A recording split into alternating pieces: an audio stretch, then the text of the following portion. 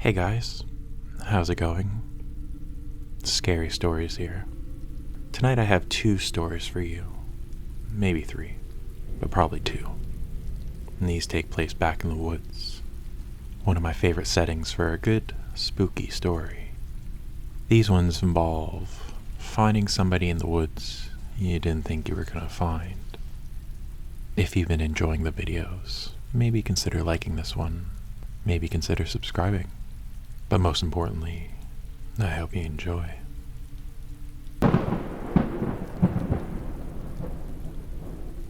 So this one comes from an anonymous poster. It's called Crazy Experience I Had While Exploring Alongside a Creek Last Night.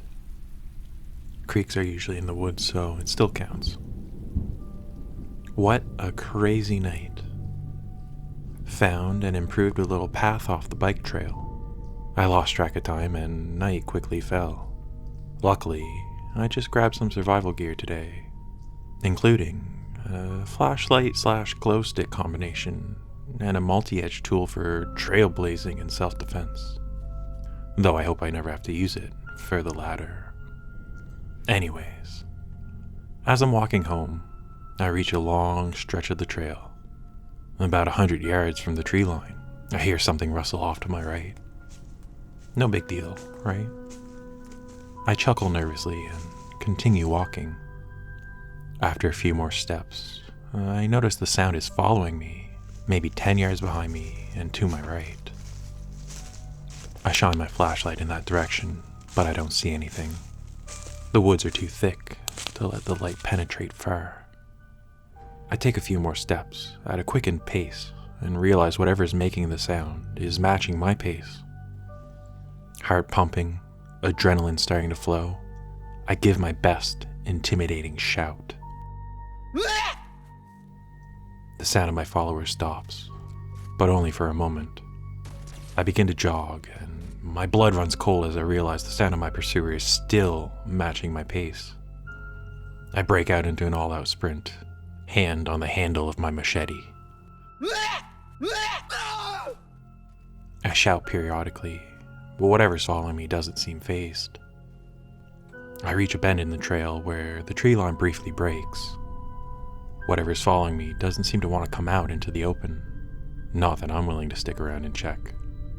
The sounds of this thing cease, but I don't stop sprinting until I've put 50 yards between us. I emerge from the tree line at the entrance of the nature trail. My heart's pumping, adrenaline still coursing through me, but I'm safe. What a crazy experience. I've definitely learnt my lesson. Don't lose track of time in nature, because nature is the master of the night.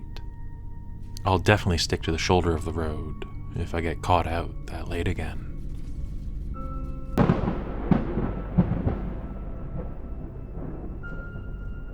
This next one's called The Screaming Guy in the Woods. So the first one was, the protagonist was the screaming guy. Now this one, the antagonist, is the screaming guy. Anyways, a little background about me. I'm 31, female, and had just dropped my daughter off at gymnastics. As the waiting room is normally filled with screaming younger siblings, I don't like to stay for the full duration. There's a park nearby called Buffalo Ridge Park. I've always felt like that park itself is a very shady area.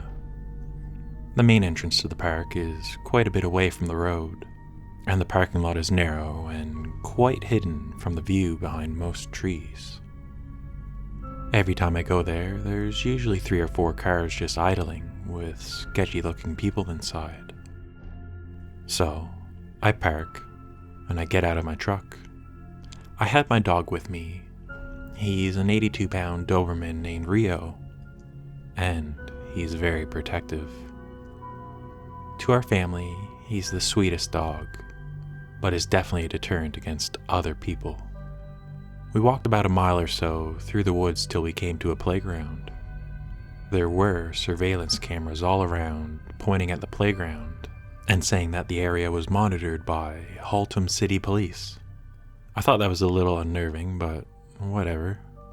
We continued walking and took a right when the path split and started to go to the wooden bridge when I heard a man yelling. I was already on edge, and I immediately started to scan the area to see what was going on, but it was basically just the woods. Just past the bridge to my left was a pavilion with a bathroom, water fountain, and several tables. There was a scruffy-looking man there, wearing a red sweater. He had a longer beard and unkempt hair. He was about my age if I had to guess. We made eye contact and I kept walking. I kind of assumed he was homeless and just hanging out there. But as I passed, the man turned back to the woods. Facing them, he proceeded to scream many profanities. Not directed at me, but just screaming out into the woods at nothing. I wasn't sure what to think. When we made eye contact, I had the impression that something wasn't quite right. It was more like he was on something. I just kept walking, and as I did, the yelling grew fainter as I got further away. I then encountered another man walking towards me further down the path. I stopped him and asked if he'd seen or heard anybody yelling anything. He told me that he had seen a guy in a red sweater and that guy was often there at the pavilion. He told me that man often just sat there and screamed into the woods. And I thanked him and kept walking. The trail looped around 15 minutes later, and after making a big circle, I was back at the playground. As I still had time to kill and didn't want to go back to my truck yet, I continued on the path to my right again and came upon the same wooden bridge. I stopped and looked through the trees to see if the man was still there. I could faintly see some red, probably his shirt, through the thick leaves. Again, I was standing on the bridge, not creeping through the woods or anything. I saw a couple of children pass by, and when they got to the same bridge I was on, the man started yelling at the woods again. It seemed like their presence had sparked another yelling fit. This time the man yelled out, "It must be nice to go home to your warm bed, playing hide and seek with me." He wasn't facing my direction, so I don't think this was directed at me. I've never heard so much anguish in a person's voice. He wasn't facing anybody, but just yelling into the trees behind the pavilion. I stayed where I was for a couple of minutes, contemplating what to do. I noticed that anytime someone passed by, he would just start yelling again. I wondered if he needed help, or if I should call the police or something.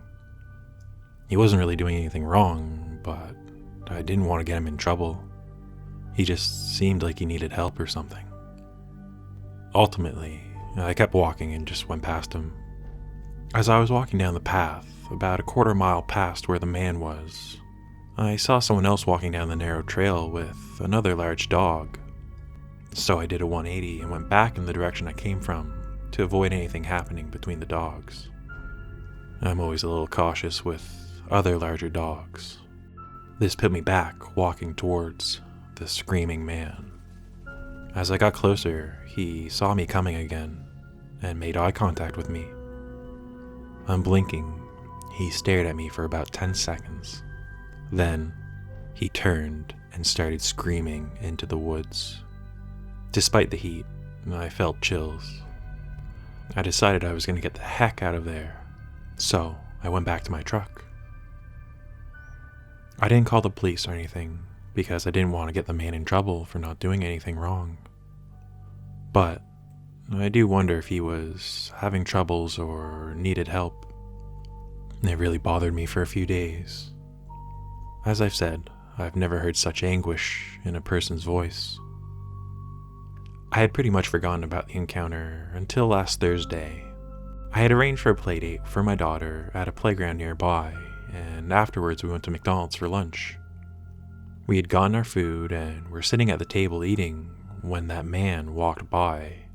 There wasn't a doubt in my mind that that was the same man. He stared at me for several seconds before going up to the counter and ordering some food.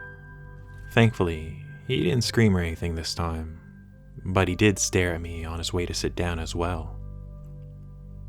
I hope that he's on some sort of medication and got some help, but I also hope I don't run into him ever again.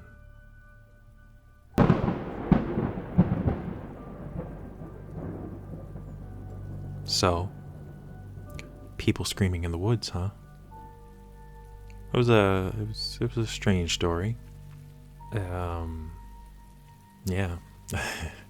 That guy could have just been doing one of those techniques to release stress or whatever. Go out in the woods and scream.